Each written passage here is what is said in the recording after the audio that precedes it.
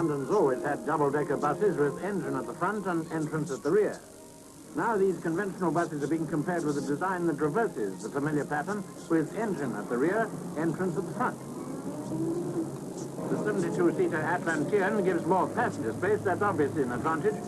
It was a radical new layout where the driver could collect the fares and make the conductor redundant.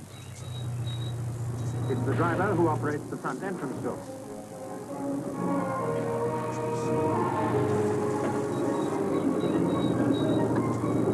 At least one passenger was distinctly puzzled by the whole thing.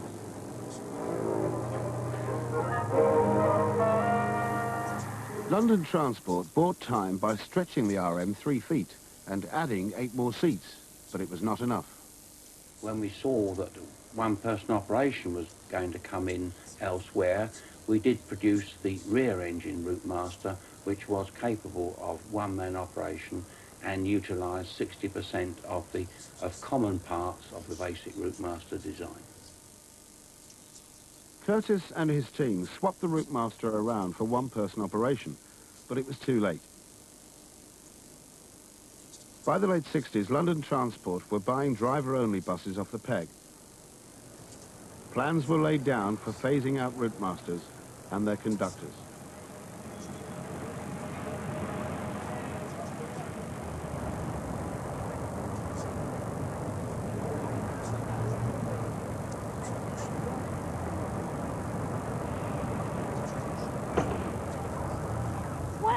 As you can see, I'm an elderly party with a shopping trolley, and a lot of my journeys are for shopping. Well, the conductor gives lots of reassurance. Some of them crack lovely jokes and give you a bit of enjoyment on your journey as well. Work-wise, I'm actually a fashion model based mainly in London, and the buses for me are great for work, great for getting around. The good thing about the old buses is they've got no doors, so you can hop on and off in between, like the stops, which you're not supposed to do, but it's great. Handy if you're in a rush to get to an appointment or a cab.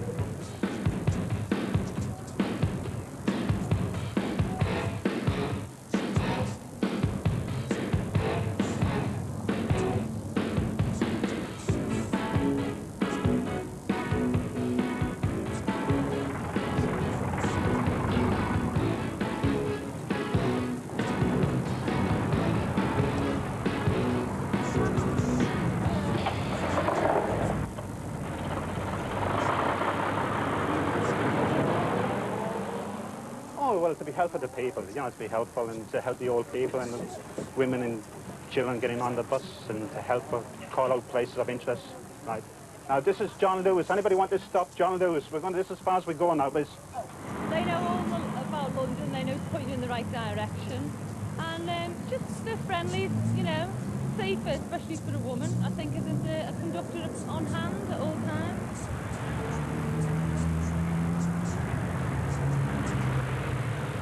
Peter Newman runs a fleet of driver-only sightseeing buses in London. Well, of course, the myth of the open platform is only strange to London. London Transport say that they have to keep the Routemaster on the streets of London because the open platform is popular. Well, of course, the open platform is popular. Lots of people get on and off between stops. The problem is the people that get on between stops don't pay. One-person operation, as far as the driver is concerned, is better too, because it allows him to talk to people and to see people. The engine's at the rear, so he has a much quieter environment, and of course he hasn't got that confounded bell going in his ear all day long. Because I do not like one-man operated buses. I just don't like them. My daughter works on them, and she says she likes them, but in my opinion, and it's only my opinion, I don't think they're paid enough. That is one reason why I don't do them.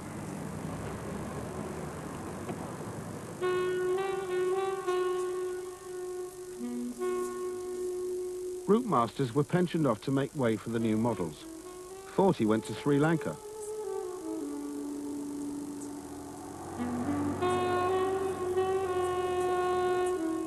Through the 70s, London buses continued to lose money. Since the launch of the RM, passenger journeys had halved. Huge cuts in routes and staff were called for. The bus of the future seemed to be the bus of the past.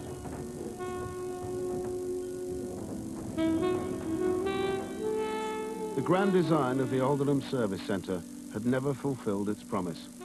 Progressively run down since it began, by 1986 it was closed.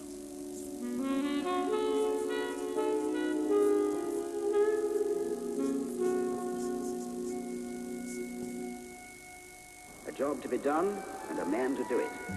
Again, a principle in practice. Offer him a fair incentive, and you can reasonably expect that everyone, the man, the works, the bus concern and the public, will get the benefit of a good, fast job.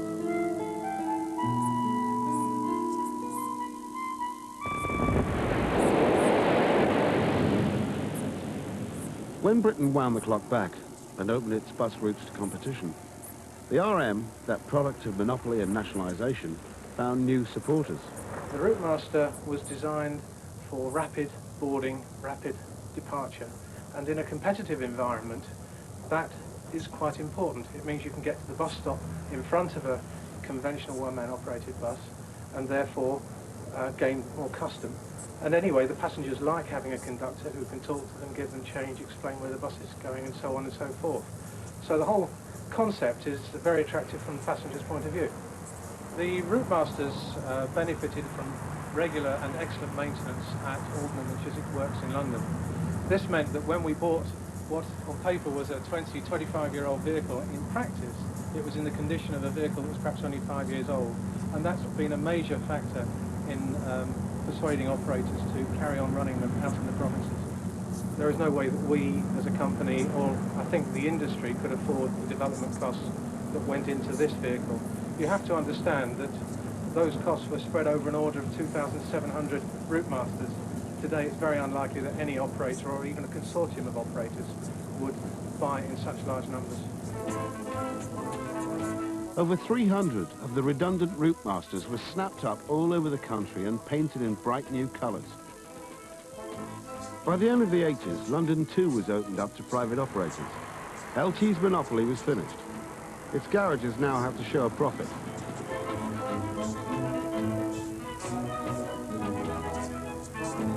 But the old RMs have won a stay of execution.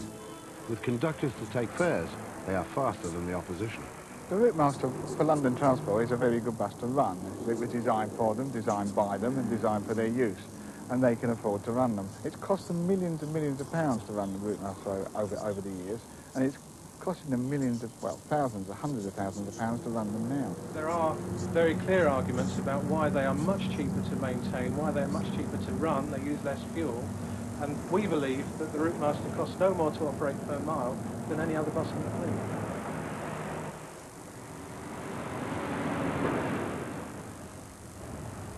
In the new competitive market, a bus in the garage isn't earning its keep, so ease of servicing is crucial. The whole design of the Routemaster was with maintenance in mind, such that any job that needed to be done at a garage could be done in the space of a day. The ideal was that the bus could run in the morning, come in, say, for an engine change during the middle of the day, and go out again the same evening. To take the engine out, we take off this front bar, which is held on by 2 bolts, front grille, 2 nuts. The complete wing comes off, 2 bolts under here, 1 bolt there, and we lift the whole wing off, which makes everything accessible. Pull the engine out and it's finished. It's built up and back in within 7 to 8 hours. So everything on this vehicle is really built to do in under 1 day. Others are not so straightforward. We have to take off the boot lid, the centre panel, the 2 outside corners, the bottom corners, the bottom bar, and you've got a framework inside there all still to be removed, untold pipe work, and then you can start to take the engine out. So to do a complete engine change on one of these, we're talking 2.5 days.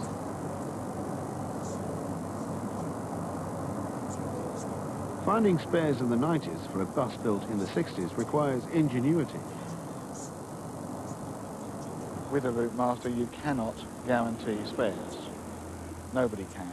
And the only reason that people are able to keep them on the road is that they have to buy second-hand parts and they have to cannibalise existing vehicles to keep the remainder of the fleet going. Near the Grimethorpe Colliery in Yorkshire is Britain's biggest bus scrapyard.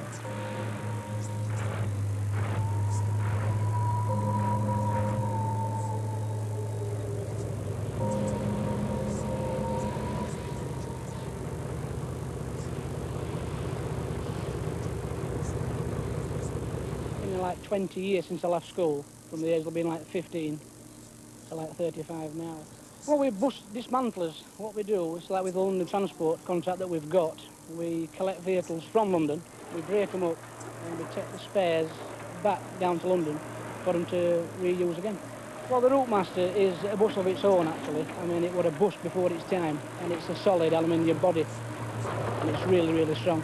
That's why we have to use the mechanical grab to pull it apart.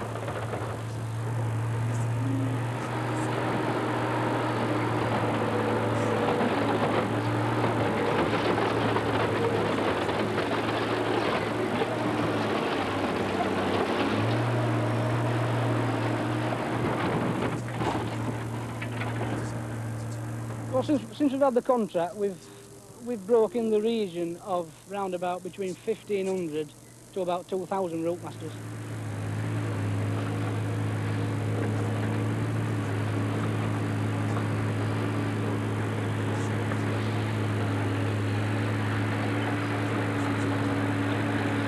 Cannibalisation is not a good idea because it costs you a lot of money.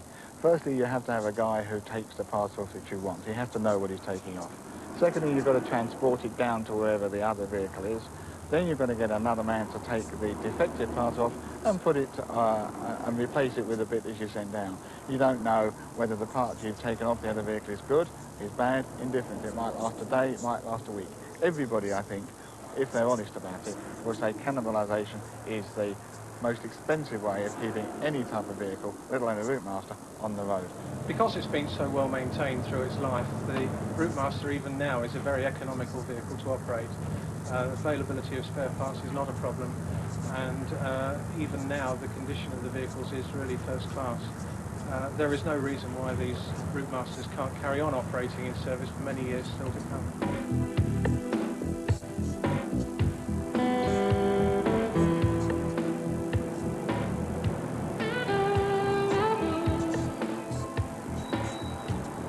Whatever happens, the Routemaster will never be short of supporters. Because bus is the best way to see London. You know, from the upper deck you can see everything that goes on. You can even see things you can't see normally. It's absolutely super. It's very sad. These keep the traffic flowing much better as that, yeah. It'd be very sad to see them go out, you know. And I suppose they call it progress. To me, it's not progress. The Routemaster is the last of the line, if you like, that was designed to a specification by London Transport, and current vehicles are much more to a manufacturer's standard. It is said that they cost perhaps 50% more than any other regular bus to buy when they were new. But, of course, taking a 30-year view, that money has been handsomely repaid.